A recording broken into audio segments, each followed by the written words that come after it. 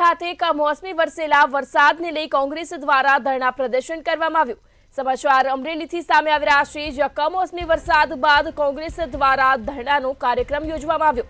જ્યારે વડિયા ગામમાં કોંગ્રેસ દ્વારા પ્રતિક ધરણા કાર્યક્રમ યોજાયો। ત્યારે પૂર્વ વિપક્ષ નેતા પરેશ ધાનાણી કોંગ્રેસ નેતા હાજર રહ્યા। ખાસ વિરોધ પ્રદર્શનમાં નેતાઓ હાજર રહ્યા હતા। ત્યારે પૂર્વ ધારાસભ્ય પ્રતાપ દુધાત સહિતના નેતાઓ ઉપસ્થિત રહ્યા। ખેડૂતોના દેવા માફ કરવા પરેશ ધાનાણીએ મોટું નિવેદન આપ્યું।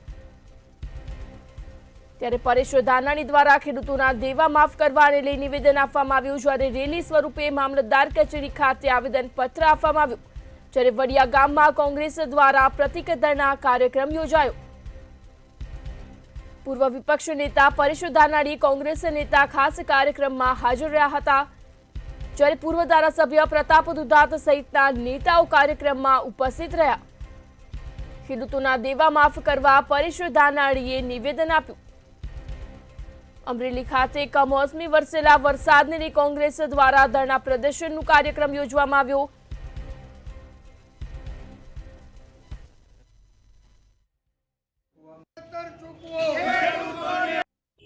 પરેશભાઈ, સભા સ્થળેથી તમે જગતના તાત ખુદ આજે કમોસમી માવઠાના મારથી જીવવા માટે સંઘર્ષ કરી રહ્યા છે।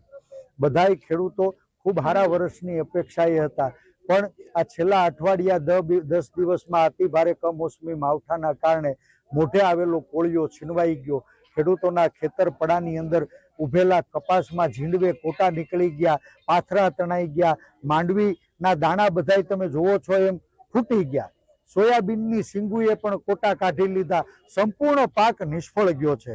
અને અમે જ્યારે આ ખેડૂતોની સભામાં ખેડૂતો સાથે પરામર્શ કર્યો તો સરકારે આપેલી માર્ગદર્શિકા મુજબ ખેડૂતોએ 1 વીઘો માંડવીના ઉત્પાદન માટે થઈને 17,235 રૂપિયાનો ખર્ચ કરી ચૂક્યા છે।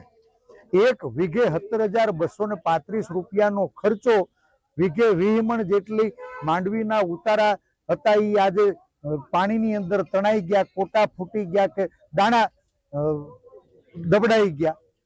વીઘે 50,000 રૂપિયાનું ગુજરાતના ખેડૂતોને નુકસાન થયું છે। અને આના માટે આખી સરકારમાં કોઈ પણ વ્યક્તિને ખુલ્લા મંચ ઉપર હું ચેલેન્જ કરું છું કે આ ખેડૂતોને વીઘે 17,235 નો ખર્ચ આમાં કોઈ 1 રૂપિયો ઓછો સાબિત કરી દે।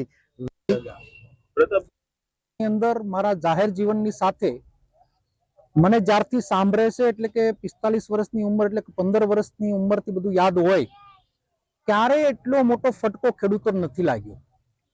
ખેડૂતોનો તૈયાર પાકની અંદર બધી મજૂરી, બિયારણ, ખાતર, દવાઓ બધા જ ખર્ચાઓ થઈ ગયા હતા।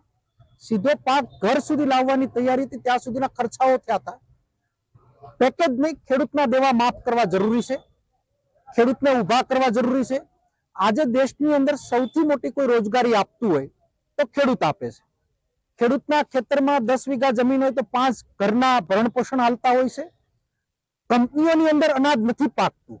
આ દેશની અંદર કંપનીઓના 19 લાખ કરોડ દેવા માફ થતા હોય, કોંગ્રેસ સમયની અંદર 72,000 કરોડના મનમોહનસિંહે દેવા માફ કર્યા હોય, તો 30 વર્ષથી સત્તા ભોગવતી અહીંયાની સરકારને વિનંતી કરી કે કોઈ વાત નહીં, ફક્ત ખેડૂતના દેવા માફ કરો, વધારાની વાતો બંધ કરો। એ વાત સાથે તાલુકે અમે જવાના છીએ। ખેડૂતોની વ્યથાને સમજી અને સરકારને ઢંઢોળવાનો અને જગાડવાનો પ્રયત્ન કરીએ છીએ।